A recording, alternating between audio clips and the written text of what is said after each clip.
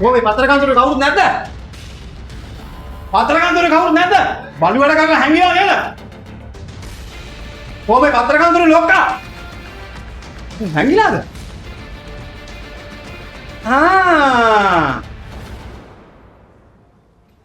මහත්තයා ගිනිගඩි news paper ආයතනයට ඔබතුමාව සාදරයෙන් පිළිගන්න. අමුසල සාදරයෙන් පිළි අරගෙන තමයි මේ බොරු නිවුස් දැම්මේ පත්තර වලටනේ. ඈ? අතෝයි කරපු ඒ බලු වැඩේ. ඇයි සර් ප්‍රශ්නයක් වෙලාද? ප්‍රශ්නයක් හින්දා තමයි යෝයි මම මෙතනට ආවේ. හොරම හොර ලොක්කා. ඔෆිස් එකේ ඉන්නවා. ඔෆිස් එකේ ඉන්නවද? කොහොමද බොසා?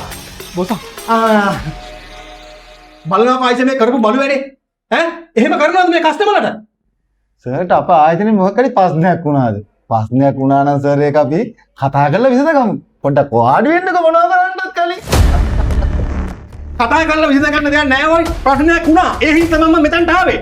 මම තමුන්ලගේ මේ ගිනිගිරි නිවුස් පේපර් ආයතනේ ගිය සතියේ දැන්වීමක් පළ කළා නේද? පළ කළා නේද? වාඩි වෙන්නකෝ සර්.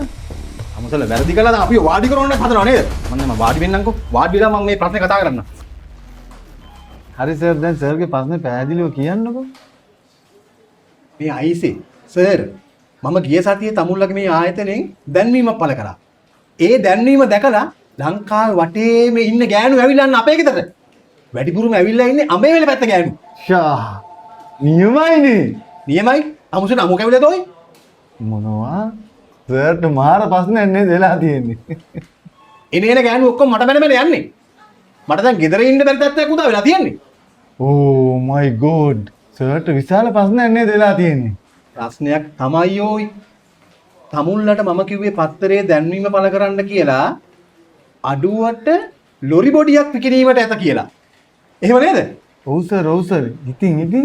ඉතින් තමුසලා මේ පත්තරේ දාලා තියෙන්නේ මේන් බලනවා. මේ පත්තරේ දාලා තියෙන්නේ අඩුවට බොඩි ලොරියක් විකිණීමට ඇත කියලා.